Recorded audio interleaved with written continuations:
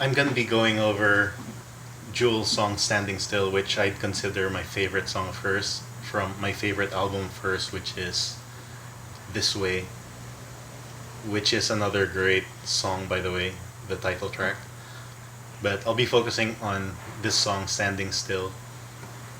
I guess what really endears me to this album is the fact that it's produced by Dan Huff, who also produced a couple of Megadeth records, including Cryptic Writings, which I still listen to a lot.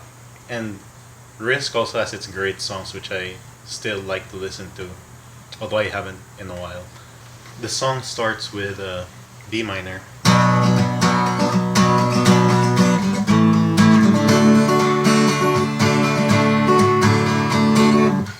So that's how it starts, just the guitar by itself with some atmospheric synth. And it continues like that throughout the verse.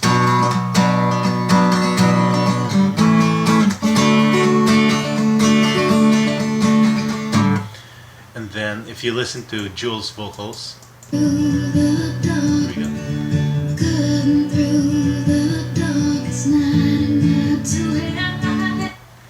I believe that's derived, possibly not consciously, from Cyndi Lauper's Time After Time.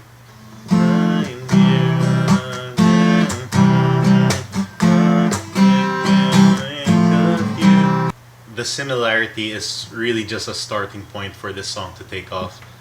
I mean, I prefer this song, and for a reason, because it just has so much more to offer.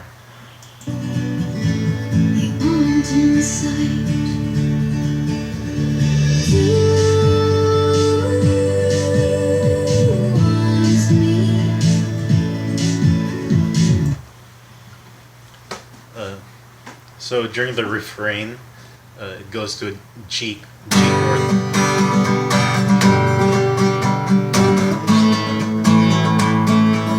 And then the electric guitar, which I believe Dan Huff himself played, makes this little click.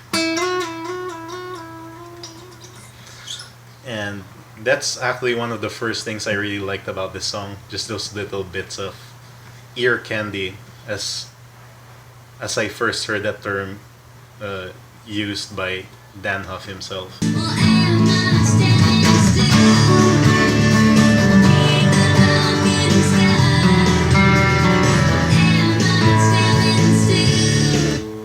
So as you could hear, the drums are awesome. It's by some guy named Chris McHugh. He doesn't even have a Wikipedia page. Just goes to show you how some of these sessionists are so great, but remain unknown, really. And I also love the other licks that Dan Huff is playing there. I'm just gonna call him Dan from now on. So he plays something like, and then this part, and then when that little progression repeats in the chorus, he does a similar thing an octave higher, as you'll hear.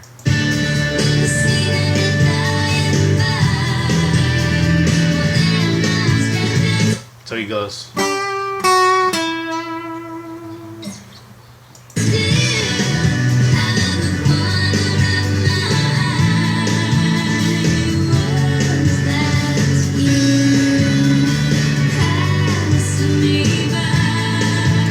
Just those little things like,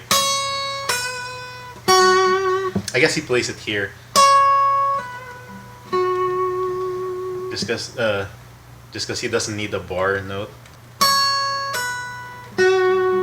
which prevents Dan from giving it good vibrato, unlike if it's played here where he goes, because he's using different fingers for this note and this.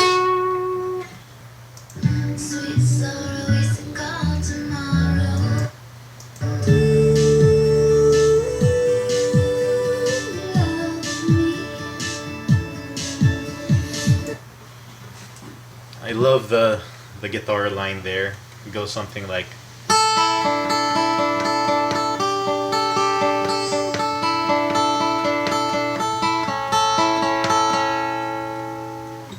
So it's an add 9, a D add 9, I think. And then a suspended. And then back to the D add 9 before an A. This is more an implied A because he's not actually hitting an A for the root note. And then I like what the bass does next.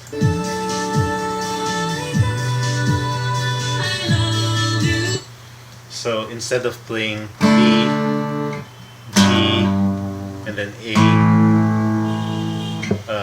the bass instead plays an F sharp, which is like a major third above the chord earlier, and then the B, which is a major third above the G played earlier, until it lands on the A, and then back to the chorus. Okay, I like that drum fill.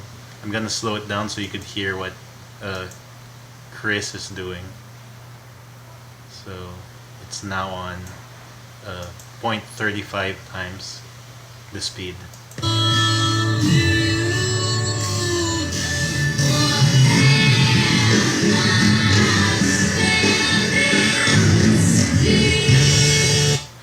So he's playing something like that, but not quite according to 16th or 32nd notes, or even 64th notes. He's just hitting that while still maintaining the beat in some way.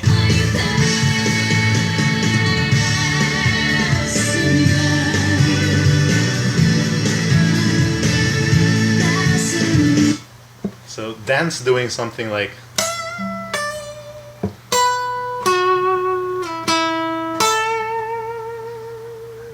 Towards the end of the song, as the song fades out and the chorus is just repeating itself. So he does that, and then all the while Jules playing, singing a variation of the refrain in a different way. Oh, not yet. Here we go.